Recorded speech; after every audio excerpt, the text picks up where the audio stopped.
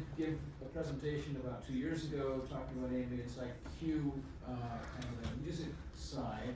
And I thought before we get into the fragrance side of the business, talk a little bit about this company and what we do in the music side as a kind of a preamble.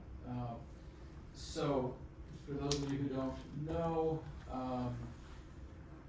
I am in the position of being semi-retired from my position as co-founder of AmbienceIQ, a company we formed 15 years ago. I have not actually figured out what the boundaries of the semi are, nor what really the approaches are of retirement, so I don't know. That's a work in progress. So, AmbienceIQ, we started it, as I said, about 15 years ago. We began operating the company after about 2 years of development in the concept at the time. We were focusing on background music for commercial establishments. And at the time, the major players in that business were Muzak, which became Mood Media, and a number of other companies you probably don't remember the names of, most of which are gone and folded into other things. But those companies would operate by having disc jockeys, long-haired, 20-something-year-olds with earphones, who would pick out a few songs and they would program it for an establishment. And then when they ran out of songs, they'd have to come up with another 1,000 songs, and they'd put that in. 1,000 songs in a commercial establishment lasts just a few days. And so there's a lot of repetition and a lot of discontent really among the customer base. Our approach was to use neuroscience. We had stumbled on this when Brad was at Cornell University, the hotel management school, and that's a long story, doesn't need to be told today, but the essence of it was that we discovered a pile of research at that time, 30 years old, now over 40 years old, that showed that music played in the background entered the brain in a particularly interesting way and could affect the way people felt when they were in an establishment and how they behaved.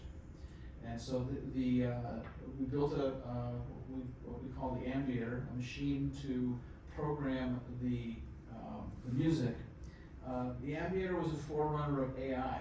AI is composed of two components, as most of you know. It is composed of the machine learning component and a data stack. And we had the machine learning piece down. We had no data. And so when if you try to build an AI machine and you don't have a robust amount of data, as any of the developers of AI programs today will tell you, you get a mess. And we went live with a real mess.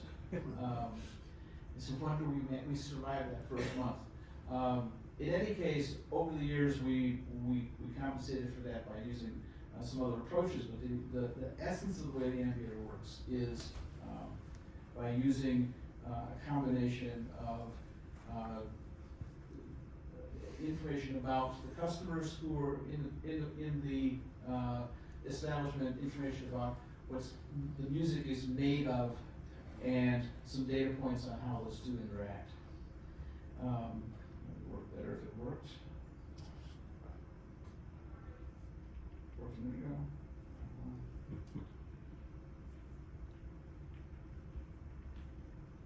I love technology. It's over here, right? I love technology. So as AmbienceIQ has expanded over the years, we have gone from just background music to a whole bunch of other things, including the scent business, which Brad will tell you about. We also do audio video installations, and you'll notice that we've stayed far away from the clubhouse problems. And we'll continue to do so, even though we probably really do know how to solve the acoustic issues and the AV. Ain't doing it. Don't want you guys showing up at my doorstep.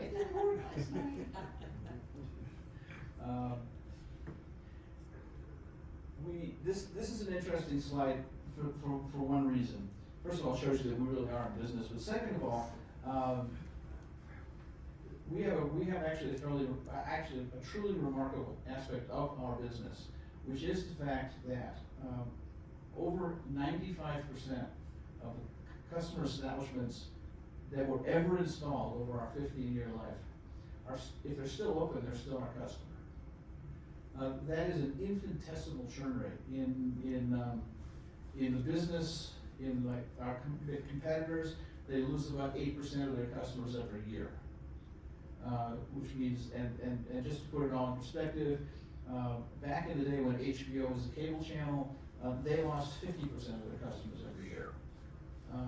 We have lost over the last 15 years about 5%. So we're pretty proud of that. It shows we're doing something right, or the customers really just don't care. I don't know. So in terms of background music, this is our sort of our blurb on what we do and how we do it. In case you have a restaurant, you're opening, or a chain of restaurants, since we don't do individual ones, you want to call a restaurant. Huh? Don't open a restaurant. No, that was the one thing. Right. When Brad came to me after he graduated, he said, we ought to go into business together. And I said, yeah, that's a great idea. One thing, you're the graduate of Cornell's Hotel School. I ain't doing a restaurant, so come up with another idea. And that turned out to be this one. Here's what I wanted to stop at for 1 minute. The neuroscience of music. How does it work? How does it work? So the way it works is that all sound enters from your ears, is processed in the cerebellum, which is the portion of the brain, the most primitive portion of your brain. It's the portion that we share with all mammals. And it basically is programmed to sense danger. So loud noises, explosions, menacing sounding animals, all of those things are picked up in the cerebellum, and they trigger the fight or flight response primarily. So you don't want to play music with lots of really big surprises and jolts and changes in it, because everybody gets up and leaves. Not good for a restaurant.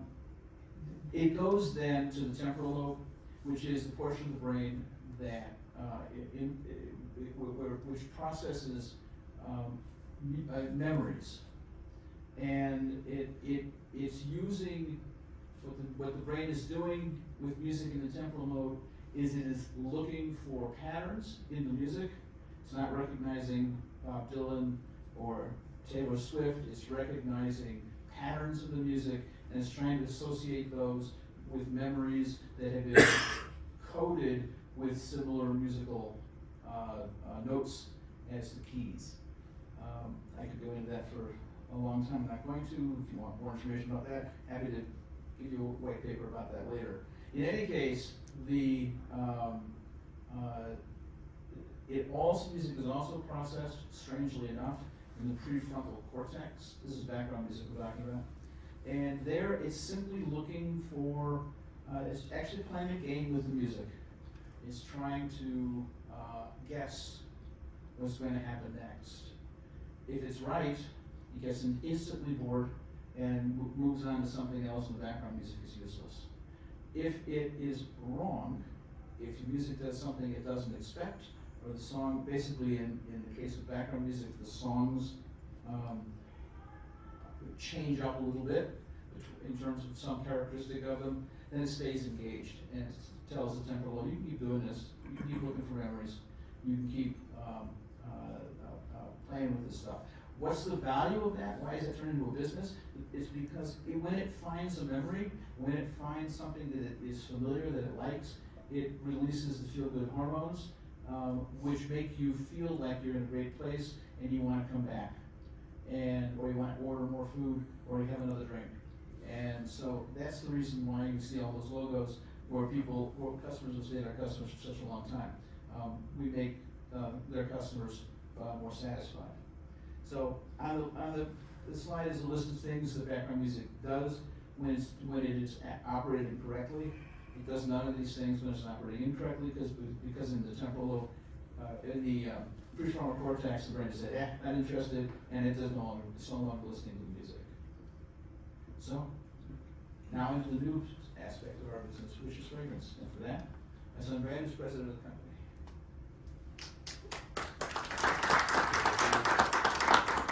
Might be. All right. Hey everybody. Who likes fragrance? Any fragrance junkies in the room? Okay, love it. You guys use it in your house? Is it all over? Is it more perfume? Is it more home scenting? What kind of fragrance do people like who are into it? Perfume, candles, ring diffusers. What are some of the things you guys use? Candles. Candles? Flowers. Flowers? Like flowers. Perfumes? Love it. Fragrance music is fun. Fragrance is really fun because in my opinion it's more tangible, right? I can actually show you something. Where music it's a little bit harder to demonstrate the power that can have, especially when it's working in the background. For those who are already in, you might not have caught it. For those who came in for this presentation, did anybody smell the fragrance in the back of the kitchen as they were walking in the room? Yeah. Okay. If you get it, come back there. We have one of our little scent machines set up and we'll have some fragrance sampling at the end. Scent is your single most powerful of all 5 of your senses. It is really, really strong. Sorry for the small words, but I'll read this. So how powerful is scent?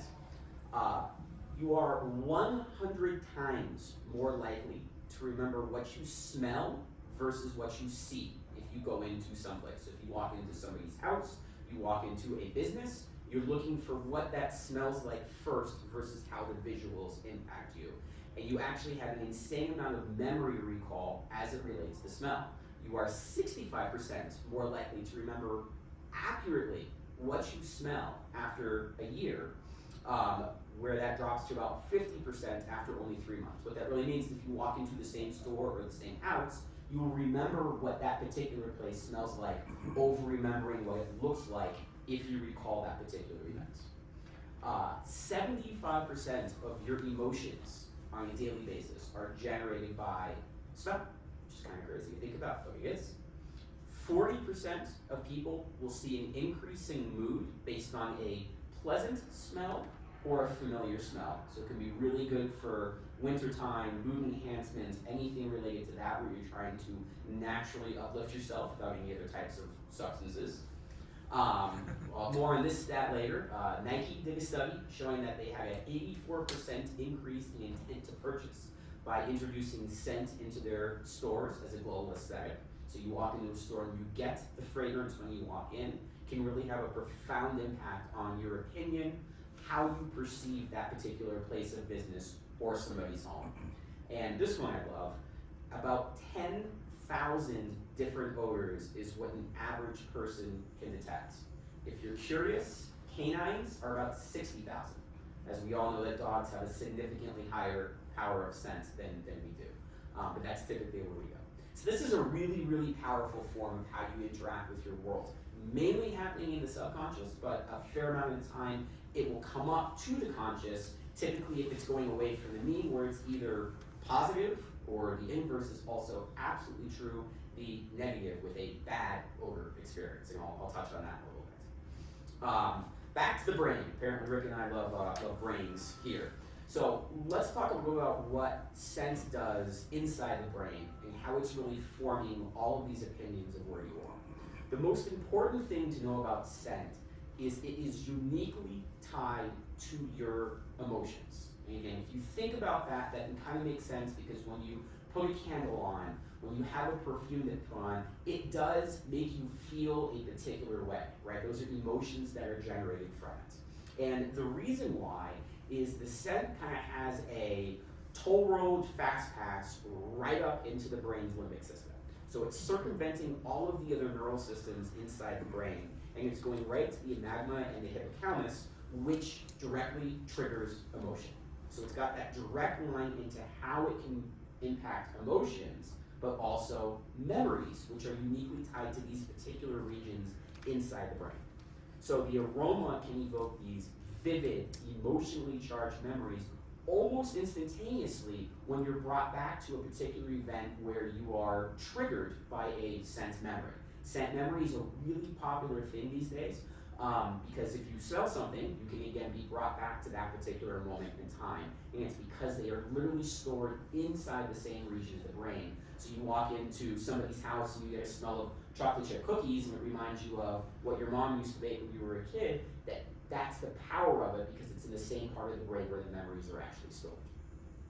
There's another interesting effect. Has anybody heard of Marcel Proust? Okay, so he's a French novelist, literary critic, and essayist. Lived from 1871 to 1922. Famous for his literary works, but he was also a neuroscientist without actually understanding neuroscience.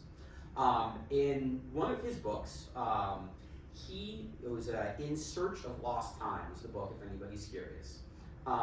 He hit upon and was credited with the first person to make this association, although I'm pretty sure people have done this for centuries, decades, however long humans have existed for, but he confirmed that this was a passage in the book specifically about the smell of mandolin cakes, like a mandolin cake and tea, unleashing a rush of childhood memory.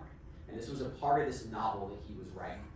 And what he uncovered was really what I was just talking about with the modern neuroscience, confirming that olfactory cues, the smell cues, are more effective at triggering emotional memories than visual cues. Again, you're more likely to remember what you smell than what you see when you're inside particular places. So it's a really potent leak because, again, the odors activate the same areas that process these emotions in long term. So for all the books and everything he does, if you Google the Proust effect, that's what it's actually called, and it's actually what he's most famous for, which I don't think he would necessarily love, since he was more of a novelist, a literary critic, and an essayist. So it's a rather interesting thing. So if you Google it, that's how famous he is. But it's really that association between something that you smell and being able to trigger these long-term memories in the brain, hopefully in the positive, but sometimes in the negative. All right, so let's talk about how we actually smell. This is pretty interesting. There are two kind of sides to this aspect of it. So one is the pyramid, and one is colors. I'm going to talk about the pyramid first. So in a fragrance, if you think about a typical perfume, I think that's the easiest way to make this association. You are going to get different aspects of that particular fragrance at different times and different hours based on how that perfume is actually created. So it starts with the top notes. This is about 5 to 10 to 15 minutes, okay? So when you initially smell that perfume, or you put that candle on inside, whichever you're doing, you're gonna get this first burst called the amuse-bouche of this particular fragrance that you're going into. These are more of the light notes, fresh notes, citrus notes, lemon, bergamots, lavender and basil, green or fruity scents. And it gives you the initial impression of what it is. That's going to fade rather quickly, and it's going to go into the middle, or it's also sometimes referred to as the heart note. Again, you'll see some of these things if you look at, tasting notes of a particular fragrance. You see it's like different ingredients in 3 different rows. This is what it means by that particular structure. The middle notes is basically emerge as the top note starts to fade out, and it forms the main body of the fragrance. This is really the core essence of what that particular fragrance encompasses. These tend to be in categories such as floral, fruity, spicy, herbal, kind of more of a balance and depth into the actual fragrance creation. Can be terms like rose, jasmine, cinnamon, nutmeg, ylang-ylang, things of that sort. Those are the ones that you'll be able to pick up more as that fragrance develops into that kind of 30-minute to 60-minute mark in terms of what you're doing. Can last up to 4 hours. Usually it's about 30 to 60 minutes, but again, it depends on the ingredient makeup. Are you using natural, are you using synthetic, how strong the fragrance is. If you're familiar with fragrance brands, some of them will last quite short. Some of them, the Labo, some of the really high-end ones tend to last significantly longer. So these are all ways that those can work together. And then at the very end, you're going to get the base notes. These are like the grounding effects that make up the bottom end of what you're trying to do. So think of these more of the deep, rich notes. So things like musk, vanilla, sandalwood, patchouli, oud, right? These are the kind of that back end that you kind of get a little bit more in the background, but really creates the signature depth of the fragrance itself. And the 3 layers, again, are what really makes up the pyramid that you're doing. And when perfumists are creating fragrances, this is how they think. They're blending these 3 different kinds of ingredients to give you this particular formulation. Sidebar, yeah. So, do these numbers in terms of time apply to if the fragrance is there the whole time, or you just smell the fragrance and you've gone and you're still going to remember it that period of time? Which is it? More of the first one, when you first smell it and get through. So it's more about in real time, not as much in thinking about it later on in life. So the fragrance is still there the whole time. You just kind of it's gone away after a certain, depending on what's in it. Correct. And Okay. again, these time frames, let's say, like I'm going to test some room sprays later. Room sprays are designed to last 15 to 30 minutes. So all of this is up, right? That top note's going to be for 1 to 5 minutes. The middle notes will be for like 10 to 15, and then the base notes will last towards the end. So this is the general, but it will vary based on what particular kind of fragrance you're using. Like a reed diffuser is constant fragrance, right? It's going to consistently be there no matter where you are. The diffuser that I have in the back, it's there, right? It's consistently pumping fragrance through. But if you're using a spray, spray really like perfume or room spray, those are the ones that will be more shorter time because they just have less of a diffusion ratio.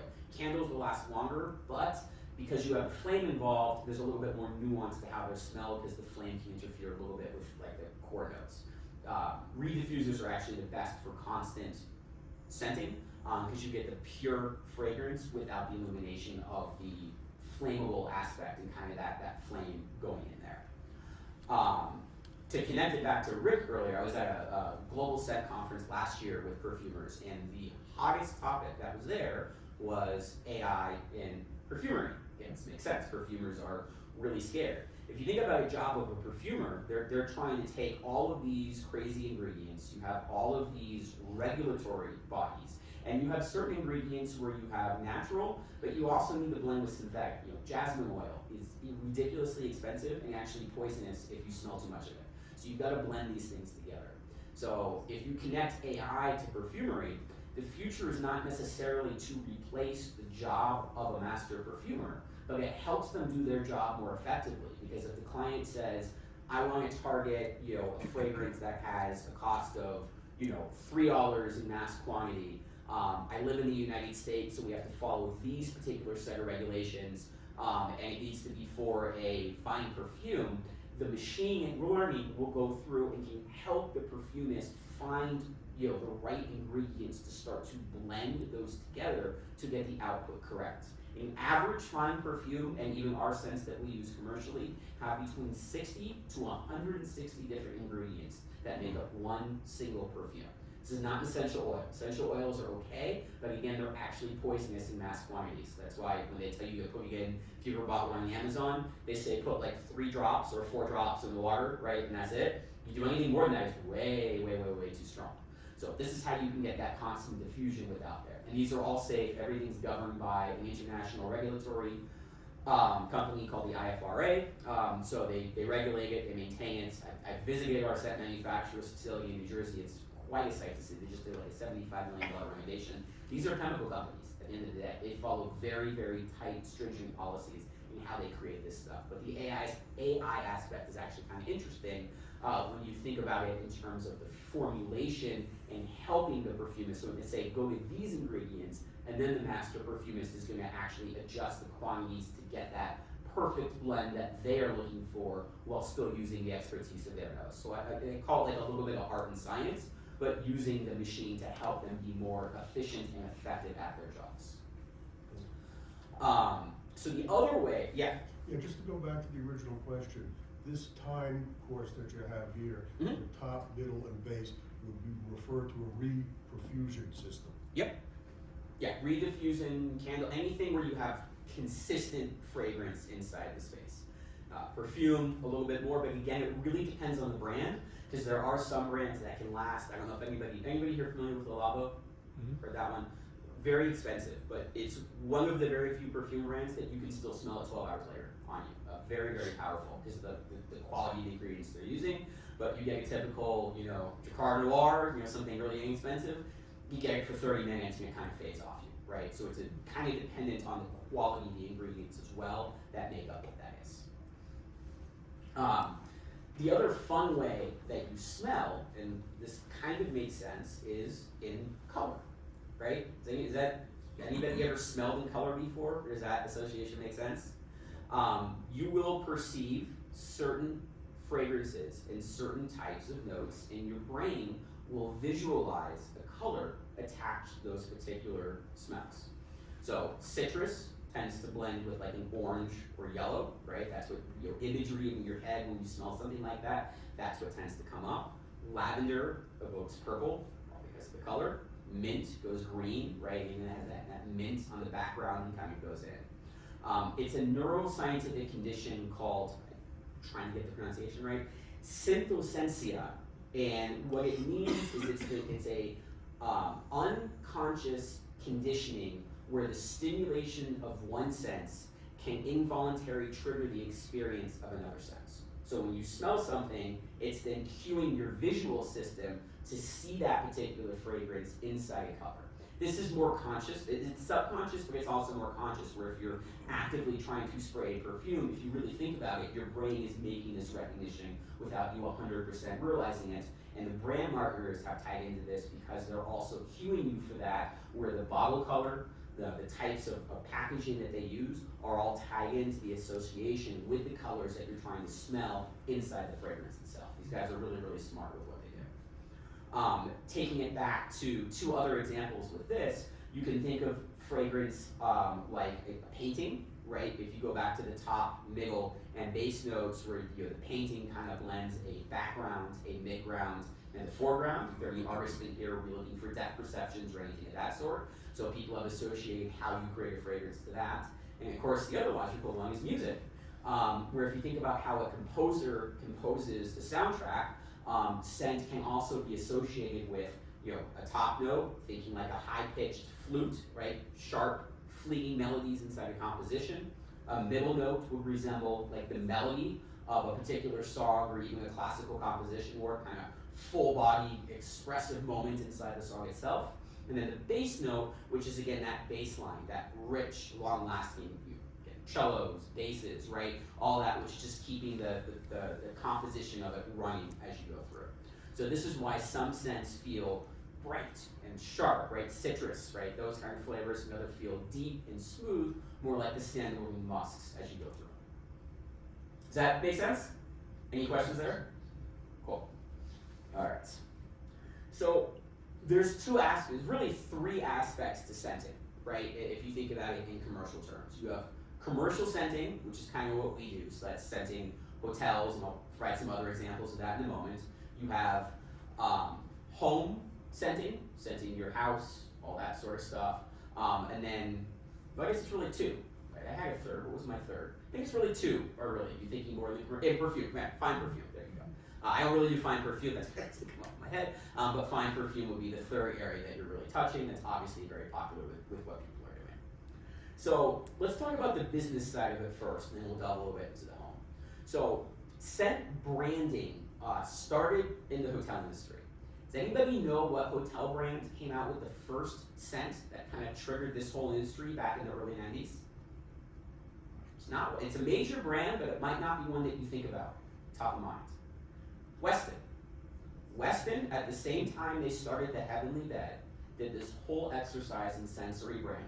And they came out with a white tea fragrance that became the signature, and that launched basically the entire industry of what's called now scent marketing or scent branding for commercial brands. They were the first ones to put it in every single Westin hotel worldwide to cohesively give guests that image that when you walk into a Westin hotel, you're at calm, you're at peace, you know it, you recognize it, and you can associate that hotel 100% by how it smells. Anybody have a memory of that? Usually when I tell people that I do scent marketing, somebody regurgitates a story to me about some hotel, some place that they went that smelled amazing, they loved it, they bought the candle, that whole thing. Does anybody have an experience like that? A lot of them do like chocolate chip cookies in the lobby. Yeah. So you Double- walk in, you smell chocolate chip cookies. You're like, whoa. So DoubleTree was famous for that. That was, DoubleTree, I don't know anything about the brand, but I know when I check in, they give me a cookie. Well, they play off on that, and instead of baking the cookies, right, they keep it in a warming drawer behind the front desk, but to help the association of that baked smell, they pump in fresh chocolate chip cookie smell into the lobby to trigger that memory. Now, is the cookie a reason to stay at a hotel? Not sure, but that's literally the entire premise of that brand. That is their brand. You cook up a tree, you get a cookie, right? It's kind of funny how that came out. But the data really backs up the power of scent branding and how this pleasant aroma can enhance the stay experience. So 90% report pleasant aromas enhance their stay. 65% have said in a hotel survey that the scent made them feel more relaxed and patient during their stay. And 70% said that the scent in the hotel lobby influenced the perception of the hotel's brands. These are from, when you go to a hotel and they email you and they say, please fill out these surveys about your stay. These results are from the surveys from one of the global conglomerate hotel brands. So the data show that the hotel's fragrance isn't just like a nice to have, but it really is a key driver of satisfaction that can help separate one hotel to the next. And it's a great opportunity to leverage these things. Now, of course, now brands are taking it further out, right? And so, Manuel Oriental has worked to create a signature fragrance, and now they're selling it, right? So not only can you have the scents in the hotel, but now at the gift shop, you can buy their candles, you can buy their scent sticks, you can buy their room sprays. So now it's an entire revenue stream for the property in addition to just making it part of the in-room experience. And if you really want to go crazy with it, which we have the capability to do, you can tie the entire sensory experience together. So if you get a signature fragrance, we can put it in the hotel lobby. We can make a room spray for housekeeping. So the last thing that housekeepers do before they leave the room is they go spritz, spritz, spritz. So when you walk in the door of your room, that's the very first impression that you get. Then you can even tie into things like the hand soap and the shampoo and conditioners. So then when you're washing your hands or doing your hair, you get it. Hand soap, right now, fastest category in luxury home goods. Anybody use Aesop or heard of Aesop? $35 to $45 a bottle of soap. Sounds crazy, but this is the new sign of quiet luxury in terms of how people are scenting their homes. Hand soap is all in. This is what the cool people are doing on Instagram and TikTok in terms of that. It's a whole new industry. Retail stores, also super, super powerful inside retail. So a couple stats that came up. 23% spent more by women in scenting experience. Women have a better sense of smell than men. They are more sensitive to it. It relates more to them and it's a little more powerful. Genetics. 22% more items purchased. 60% higher purchase intent when working inside a scenting environment. 9% more money earned. And 18% more time spent in the store when you're working with a environment. I mentioned that Nike study earlier, so the Nike study showed 84% of customers were more likely to buy a pair of shoes in a nicely scented room than in stores that were without it, and they even said they pay 10 to 15% more to buy the product than in an unscented environment. Subconsciously, it makes you feel better about where you are, right? That's how it works. Where else can you scent? Some fun places, the ones you wouldn't think about. Grocery stores and restaurants. Okay, these are interesting because you wouldn't think you want to compete with food smells already. But in fact, there's opportunities to enhance and drive sales of items that you're already trying to sell inside that space. So grocery stores have put fresh citrus in the produce area to give the aura that the produce section is nice and clean and everything is really fresh inside. You can use it in the bakery section if they're baking fresh bread. If they only bake at certain times a day, usually they bake in the mornings and not baking consistently, you can pipe in fresh baked bread smell through the afternoon and you can carry it over that way. Similar in restaurants, we've done pilots with sandwich chains where they're trying to test. You go to like Firehouse Subs and they sell these chocolate chip cookies. So tested trying to put that chocolate chip cookie scent in there to try to drive sales of the cookies while you're in there during off times. Again, brands that bake in commissaries where they're not doing any baking on site or they have group ones. That's ways that you can enhance the endeavor. Obviously, there's one major brand that's done this very well. Who doesn't know Cinnabon in malls, right? They do it organically, but they do it through the exhaust. That is an organic scent. That's actually not artificial. They are intentionally taking the exhaust fans and redirecting them instead of out of the ceiling, out into the mall. So while that's baking inside the oven, you are getting the smell of the cinnamon, sugar, all the really, really healthy stuff that's really good for you right in there. And of course, as you do it, you draw over. Auntie Anne's and Wetzel's does the same thing with fresh pretzels, right? When you walk by, you know that smell that you're getting. So brands that, again, that are not doing that on site like that are trying to replicate that through the synthetic senses to, again, subconsciously get you to say, man, I really want a cookie. I don't know why, but I'm really craving a cookie today. And incrementally, you can move the sales up and down based on that. In restaurants, the other area you get it is if you're going to like high-end steakhouses or like very fine dining restaurants, you will see more of what I'll call like hotel scents that are in there. And again, this is all about perceived luxury and quality. And you'll put that in the entryway facing outward, right? So it's not inside the restaurant, but when you first walk into that steakhouse, you say, oh, wow, I'm in like a really, really nice place. And then you also can do the bathrooms, not just with a, an Ecolab commercial cleaner, but putting like a nicely scented fragrance inside there. So when you walk into the restroom, either with a diffuser or like a reed diffuser, again, your image is fresh, clean, high-end, right? You have these mental associations with these sorts of things that when it doesn't just smell like chemical cleaner or it doesn't smell like something a lot worse if you're in your bathroom it's not very clean, right?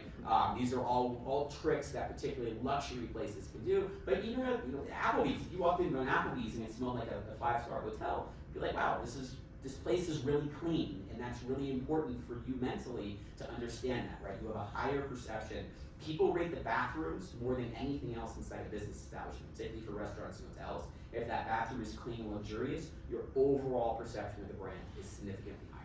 Don't know why, but that's where you associate that subconsciously.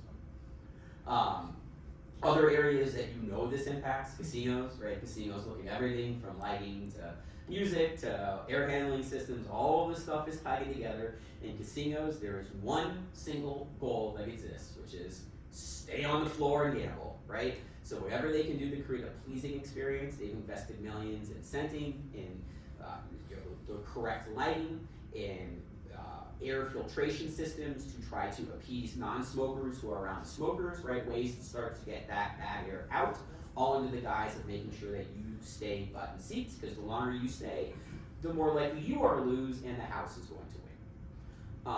Commercial housing, so multifamily housing, apartment buildings, really popular for scenting. Aging homes, it's all about scent perception, right? As you walk in, it makes that place feel high rent. It's a very simple trick. It doesn't cost these places a lot of money, but it's all about image perception. And then finally, bathrooms, which we're going to touch upon. So those are the main places in commercial that you'll see the scenting. Questions? All right, 2 more. Let's talk about some fun scenting applications for brands. So in addition to taking the Weston smell and making it into a pleasing candle, marketers have realized that they can kind of do some fun stuff on social media to garner interest into brands with absolutely ludicrous and ridiculous smelling things that you probably don't want to have, but it's just funny and it actually sells. So here's a couple examples. Auntie Anne's did this not even a year ago, and they launched Ode de Pretzel. It is a fine perfume that smells like fresh baked pretzel. Who wants to smell like a pretzel? Absolutely nobody. But you know what? It got people talking about Auntie Anne's, and that's exactly the point of this. They don't really expect to sell that many of these, but it's fun to talk about need, right? That's their blend. KFC did this, I think it was 2021. During Christmas time, they launched the bucket of chicken smell. Who doesn't want a bucket of KFC and that greasy smell? They merged it into a candle, partnered with one of the largest candle companies called Homesick, and they made KFC smell into a candle. Really kind of fun. Pringles, sorry, did relatively the same thing. They did a pigs in the blanket candle, making it smell like hot dog wrapped in there, and it's pretty cool. And even McDonald's got into the game. This was a while ago. But they had a whole line of, and you can't read those, but it was fresh coffee, pickles, cheese, ketchup, mustard, and all those different smells. So if you really want your house to smell like ketchup, there is a way to do that, which is really kind of fun. The technology is really easy with this stuff. It's really not that hard. And scenting has the same problem as chefs do with restaurants. So a chef cannot trademark a recipe, right? And you can't copyright it. People can copy it very easily, and you can make a one ingredient shift to, you want to make an in-and-out copy, you can pretty much get the exact same recipe. Fragrance works the exact same way. They have a mass spec machine, and so if I told my perfumer that I wanted to recreate, Ode to Pretzel's need, all they would do is buy a bottle of it, they put it in the machine, it would give them the chemical composition of what it was, and if they just changed the percentage from 1.5% to 1.7, right? Now it's different, technically different, and I can use that. But it's why you see a ton of dupes, all that stuff. This stuff is very, very, very easy to copy because the chemical composition can be easily kind of unearthed with the machines that exist today. So that's the one nuance is if you get a great master perfumer and they create this really cool fragrance, unfortunately there's absolutely nothing proprietary about that, and anybody can rip it off. Which again is why you see all those mall kiosks, right? They sell all the knockoff perfumes, that's all they're doing, and then they're using less expensive ingredients, more synthetics, right? So again, you just tell the perfumer exactly what price point you want, and they will get you the right mix of ingredients to replicate that. But you can tell, lasts longer, smells a little different, a little fake, a little more chemically, right? That's how you kind of create the dupe of that kind of stuff.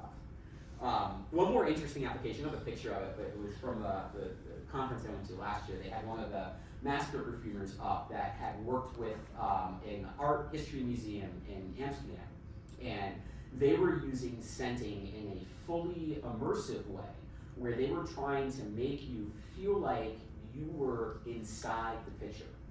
So there was a picture of like this Dutch harbor from the 1850s, and it was grungy, like you saw the poor people, you saw the trash that was inside the harbor and all that stuff, and that was the challenge to the perfumer. So she partnered with a historian and herself to recreate what they expected that particular harbor to smell like at the time. So when you walk through the museum into different exhibits, they were trying to highlight, they did it for about 4 different pictures, they were trying to highlight how you would smell. So when you're looking at the picture, you can actually smell like you were there, which gives a whole different dynamic to an art museum when you're thinking about it in that sense. So there's a lot of really neat interactive ways that you can use fragrance, not just in homes or businesses like this, but thinking about it in terms of how you can enhance something like an art museum or different types of museums. You go to a war museum, you can smell like ammunition powder when you're walking through rooms of machinery. Broken planes, right?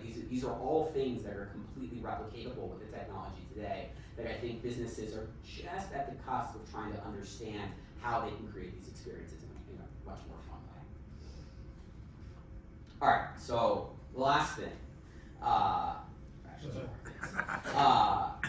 We always talk about fragrance in the positive, right? How good fragrances make you feel.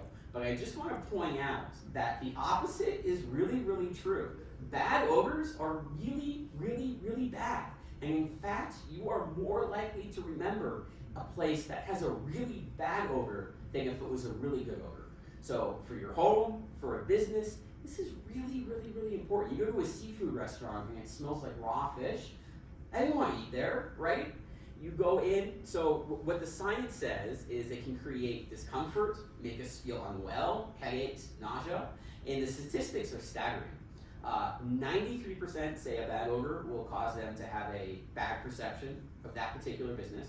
If you walk into a business and it smells like sewage or it smells just off, 54% of people, so almost half of you, would just automatically walk out the door right then and there. 34% of you would actually literally never go back to that business again, because when somebody says, let's go to X, you're gonna say, oh, I had a really bad experience there, it smelled awful, and you will never wanna go there again. That can work for somebody's house too. You go to somebody's house and it smells awful, something. When somebody says, hey, do you wanna come over? I'm good, why don't you come over to my house, right? Kind of work it the other way around. So watch it, because this really does impact people, they do judge it.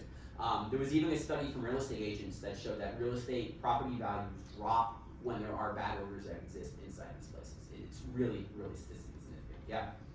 My first experience with that last one there, it was at least 35 years ago. I was selling a house we happened to get a married couple real estate team that was the #1 real estate agent in Southeast Michigan. so a very populated area. And the thing they told us was, if you're gonna have a showing, bake some bread or bake some cookies. Because people walk in and go, oh, this is a nice house, it smells great. That was 35 years ago. 35 years ago. You were already on that. I remember when you sold our house in Westlake way back in the day. What you cooked some garlic and some. What did you cook? You did Vanilla. vanilla. So you put steeping vanilla, not garlic. But garlic and onions can be intoxicating for some people, right? It smells like Italian food. You're trying to sell an Italian style vanilla.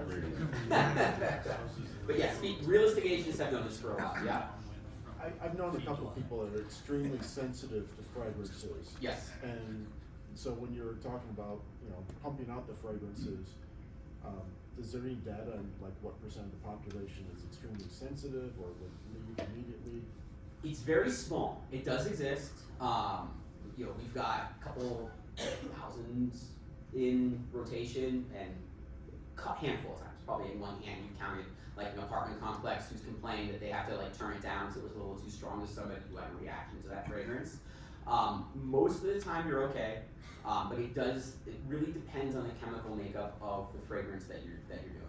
So in commercial scenting, you can use more naturals, which will tend to have a better result, or really turning it down so it's not as prevalent. But like I said, these are really, really, really heavily regulated. So you're talking like 0.1, 0.5% of population, a very, very small percentage. So for instance, I'll have you guys smell these room sprays in a little bit. These are all water-based, not alcohol-based. People have more of an issue with alcohol. Lasts longer, right? So you have a trade-off with there, but this is more green, more sustainable, and people will not have an issue with it because you're literally just spraying water, right? So it depends on your market and who you're going, but because they are so heavily regulated by these areas, and again, I'm telling you, I saw this plant, it was mind-blowing how the production is done. Two facts interesting on that topic. There are about 5 global perfumeries that power over 95% of everything you smell today. So they work for Bed Bath & Beyond, to Dior, to whatever, but it really is in the hands of just 5 companies. Four of the 5 of them are French and based in France with global headquarters outreach. Yeah. What if you have competing smells? Are there things that can mask the odor or replace it versus, how do you do that? How do you do that? Really, you're talking more for commercial scenting than fine perfume. Yeah. Oh yeah, commercial. Yeah. So with commercial, the best thing you can do is you can put an odor neutralizer into the fragrance itself. So then not only is it taking the bad smell out, but then it's putting a new smell over. If you don't have the odor neutralizer, then you get the phenomenon you're talking about where you'll have the competing smell. Because you'll get whatever the bad thing is, and you spray the new one, you get it for a little bit, but if that other fragrance is too overpowering, they will start to blend together and really potentially not interact very well. Placement's also really important, where you spray it or where the machine is used to put it in the right places for optimization of the area you're trying to cover. Yeah? What do you have in this? How about demographics? How does that affect? Huge. Again, in commercial scenting, so we do a whole survey with our clients, right? And we ask them, demographic data, psychographic data, and then really I have them answer the question of how do you want people to feel in that space? That's the number one question. What are you going for? Comfort, luxury, wellness, relaxing, right? What are you trying to look for? And then what is your demo? Are we talking Z's? Are we talking boomers? Are we talking, what is the goal that you're trying to do? And then based on that, we've got hundreds of scents in our core library, so we'll recommend certain scents to them and then do a smell testing where they can kind of smell it and go. But the creation of we usually give them like 3 to 4 to choose from, so we're curating the 3 to 4 based on the science, and then the actual selection is then a little bit more on personal taste, but you go through, it's almost like a wine tasting. Again, we'll go through a little sample smell session here at the end, where you smell it, and then we talk about what the mid notes, the heart notes, all those things are, so you kind of get a sense for what that fragrance actually is. But you want to tune it to who's in the room. That's a really important thing. And it's hard, because if everybody has I'm in the middle of trying to launch a consumer brand on scenting and doing consumer research right now. Which, by the way, if anybody's interested, come see me, so I'll give you a scent kit for free to test. But I've got 1 scent that I'm testing. I've gotten 10 results back so far. I've got 6 10s and 4 1s. So what does that tell you? It's you love it or you absolutely hate it, right? It's a very polarizing fragrance. But that's the point, is it's a little more personal in how you do it. Yeah? Is there any connection that you've observed between what people are hearing and what people are smelling? Yes, I mean that's the reason we launched the scenting was because nobody is doing that right now. So the largest scent company doesn't do music. The largest music company subcontracts the scenting through the largest scenting company. So they're not experts at either, and then they're buying somebody else's fragrances. They don't have a good control over the costs. They are directly linked. And that same interview that I just said, we talk about who's your demographics, who's your psychographics, how do you want to feel? It's the same interview questions that we do for music. So we started integrating scent into our portfolio. That's one of our selling points to our clients is it is one vision and one voice. You don't have to go to 2 different companies to get this, and you get a cohesive vision of what you hear versus what you smell, and making sure the brand is aligned. Particularly for these large global brands, they want the alignment in terms of how the overall, what we call sensory experience is when you're walking through that place. So it's vitally important, and again, if you're doing more, let's say it's a spa, you're doing more tranquil, mint, stuff like that will work on those aspects. You'll have different music that will go better than like what we have back there is something called Blue Sea Sky. I've got that in a ton of casinos. That's a big casino and hotel one, right? It's a little bit more general, but it's kind of going a little bit more luxurious, right? You're trying to walk in and create that positive impression, so that might pair well with like some lo-fi, acid jazz, things that are really going to create that same ambiance that you're trying to get when you're going inside the place. It's all about the brand. What's their brand messaging, and how do they want you to feel when they're inside the space? And then our job is to translate that into the right music and the right fragrance based on neuroscience to make that happen. Yeah? What scent do you use in your home bathroom? You can smell it after the yellow one. I'm not going to tell you what it is yet, but this is one of my personal favorites. I call it welcoming. So we'll see if you like that one. But that's my personal favorite. I do that bathrooms and entryway. I've got a different one for the living room. And then I'm testing a bunch of sleep sprays right now, so I have a whole different set for the bedroom, which are obviously a lot more lavender, chamomile, things that are designed to induce sleep promoting environments and things of that sort. So it's a lot of fun. Yeah? All the different senses are intimately connected. So, feeling hot, cold, Yeah. taste especially, because that's really intimately connected with smell. Yep. Because what you taste is part of what you smell. Absolutely. When you go to a restaurant, you're getting that. Yeah. Yeah. So are you going anywhere in that direction of taste with restaurants and stuff? Not yet. Outside of like a chocolate chip cookie or like a warm bread where we're trying to like induce sales of those particular things, trying to recreate the smell of an actual dish, that's hard. So we haven't, I'm definitely not impossible, but if you already have the dish in front of you, do you want to, like, what would be the end goal there? I mean, the other cool thing, so this is again from this big scent conference I was at last year, the closest frontier to that, and this is, they had a PhD from a lab in China who was working on this right now, is a portable scenting machine. I'll see if I can find a picture of it later, I can show anybody. Think of it like a necklace. It was a cylinder about this long with about 15 different canisters for scents that would blend in.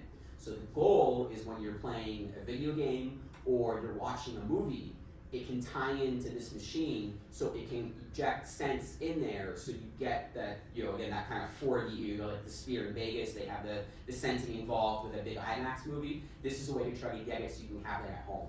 So that would be the only thing that I can see that very smart people are still trying to solve, but the technology is not there yet. Because you have to have, again, 60 to 160 different chemicals to create one fragrance. So it's really hard to get that in such a compact device that you can use. And then you have to have all the coding and all the things that tie it back into the film, the video game. But imagine, the coolest thing would be watching like a cooking show chopped on TV and being able to smell what they're cooking, or with some, I don't even know if this exists, but to have a little device where you could put something on your tongue and replicate the flavor, whatever that is. I don't think those are existing yet, but I know people are working on the portable scenting devices. Yeah? Just back to that question. there was a McDonald's, and I believe it was in Amsterdam, that had a sign that was on a pedestrian mall, and a big sign, one of these video type boards out in front of the restaurant, and it had a large picture of McDonald's French fries, and they had recreated, rather primitively, the smell of the French fries, and it was coming out of the sign, and it was driving people. They were just making a right turn right into the restaurant, and it was really remarkable. It was literally, when the sign was off, people just walked past it. When the sign was on, they went in. Outdoor scenting's hard because you're at the whim of the weather, right? The wind blows, you'll take it away. Disney is very in tune to this. If you've been to Disneyland or Disney World, you know this. They do have scenting all over, and that's a big part of the experience. But it's very hard to do well outdoors, just because, at least inside, I know where the return vents are. I know where to place the machine, where the air is not just going to get sucked up. When you're outdoors, like I said, you want to scent this line, but if the wind shifts this direction, all the fragrance is going this way. So it's possible, but it's really hard to do well on scale because there are so many factors that you just literally can't control. Yeah? Are you guys national or international? We can be international with this product. We're mainly national right now. Music is tougher because you've got all these different royalty laws by country, it varies. The beauty of scenting is I can scent anywhere, it's just shipping it, right? But my supplier has factories in Europe and Asia and China, all that sort of stuff. This is still a relatively new division for us, about a year and a half, 2 years old, so we're still getting it off the ground in that sense, but it's something we would like to take internationally. It's just shipping cost and optimizing supply chain when you get into the grand scheme of things. It's big enough you want to manufacture in at least South America and not have to ship it all the way down, because you are doing liquid, and that is expensive when you actually ship. Great. All right. We talked about this a lot, but I'm going to go just one more, just so you get a size of how large the industry is. Home scenting, one of the most popular industries right now. Right now, about a $24 billion industry worldwide, projected to be $38 billion by 2032. Fragrance had kind of fallen off the map for a while, and TikTok came out, and Gen Z loves TikTok, and it became a thing. If you ever want to Google this, Google fragrance talk. Billions and billions of impressions. Gen Z has really brought fragrance back to the forefront, both in terms of home scenting and personal scenting. They want their own brand. They want Brad to smell like Brad's signature. And so a typical Zier will have 10 to 15 different perfumes at a time. They'll blend them together.